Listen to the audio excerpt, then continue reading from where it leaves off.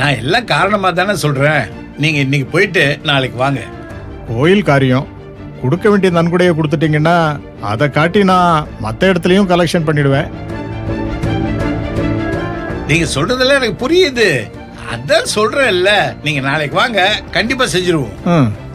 சரி, போயிட்டு வாங்க. வரோங்க ஐயா. சரி, வரோங்க ஐயா. வாங்க வாங்க வாங்க ஐயா.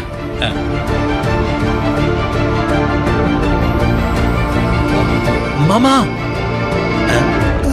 மாமா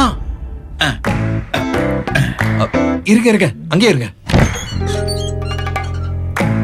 என்னங்க மாப்பிள்ள? என்னாச்சு மாமா? அது ஒண்ணு இல்லைங்க மாப்பிள்ள, வருஷம் கோவில் திருவிழா வரும், இந்த வருஷமும் வருது. அது விஷயமா டொனேஷனுக்காக வந்து பேசிட்டு போறாங்க. ஓஹோ, முதல்ல அவங்கள நிக்க சொல்லுங்க. ஏங்க மாப்பிள்ள? சொல்றேன்ல, அவங்கள நிக்க சொல்லுங்க. தர்மகர்த்தா ஐயா, கொஞ்சம் இருங்க.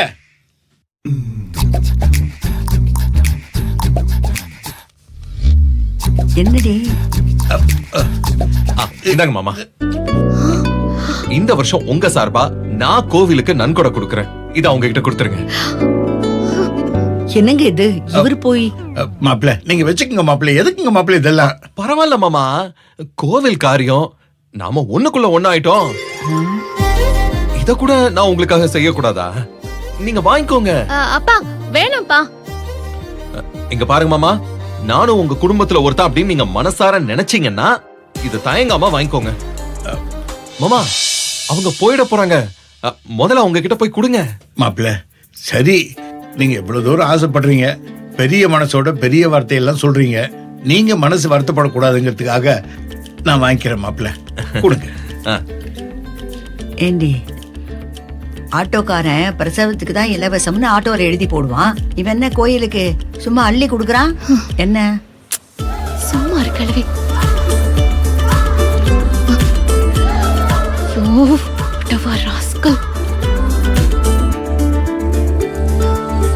தர்மகர்த்தா இந்தாங்க, கோவில் டொனேஷனுக்கு 10,000 ரூபாய். 10,000-மா? நல்ல காரியத்துக்காக மாப்பிள்ள கொடுத்திருக்காரு. சேர்மன் ஐயா, நீங்க எப்பவுமே 5,000 ரூபாய் தான் கொடுப்பீங்க. மாப்பிள்ள தம்பியோட தாராள மனசு 10,000 ரூபாய் கொடுத்திருக்காரு. இப்ப இதை நான் உங்ககிட்ட கேட்டேனா? ரொம்ப சந்தோஷங்க ஐயா. இப்படி ஒரு மாப்பிள்ள கிடைக்க நீங்க கொடுத்து வச்சிருக்கணுங்க ஐயா. நான் வரேங்க ஐயா. வாங்க வாங்க. வரேங்க ஐயா. இந்த மாப்பிள்ளைய நான் நிச்சயமா விட மாட்டேன். வரட்டும் அந்த ஆட்டோக்காரன், இருக்கு அவனுக்கு என்ன காரியம் பண்ணி வச்சிருக்கான். ஹலோ,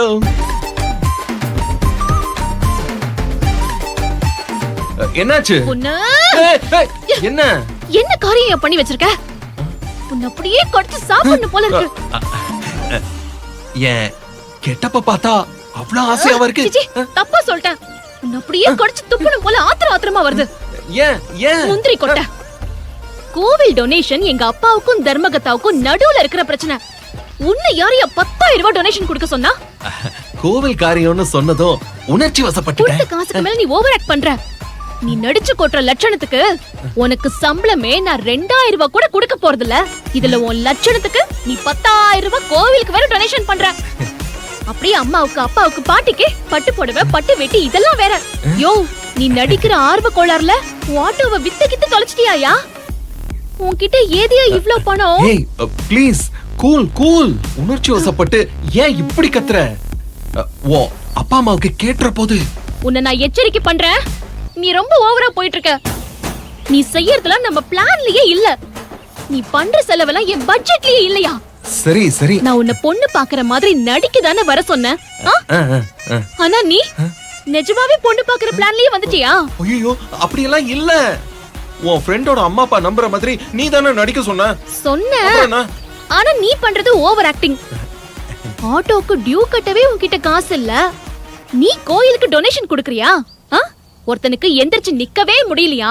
அவன் இடுப்புல 1008 அருவாளாம். ஓகே ஓகே, புரியுது. Cool cool. இதெல்லாம் நான் பட்ஜெட்ல சேர்க்கவே மாட்டேன். உண்மையை சொல்லு, உன்கிட்ட ஏதியா இவ்ளோ பணம்? சரி, உண்மையை சொல்றேன். சொல்லி தொலை. ஒருத்தருக்கு உதவணும்னு நான் இறங்கிட்டா அப்புறம் நான் அர்ஜுன் இல்ல, கர்ணன். காசு பணத்துல கணக்கு பார்க்கவே மாட்டேன். ஆனா நான் பாப்பேன். சரி சரி, பாத்துக்கலாம் பாத்துக்கலாம். இப்ப வா, நம்ம உள்ள போகலாம். இவ்வளவு நேரம் நம்ம தனியா பேசுறத பார்த்தா அப்புறம் சந்தேகப்படுவாங்க. சரி வா உள்ள போலாம் வா. ஐயோ இவனை நடிக்க கூட்டிட்டு வந்தது தப்பா போச்சு. இன்னும் என்னெல்லாம் பண்றதுக்கு பிளான் வச்சிருக்கானோ.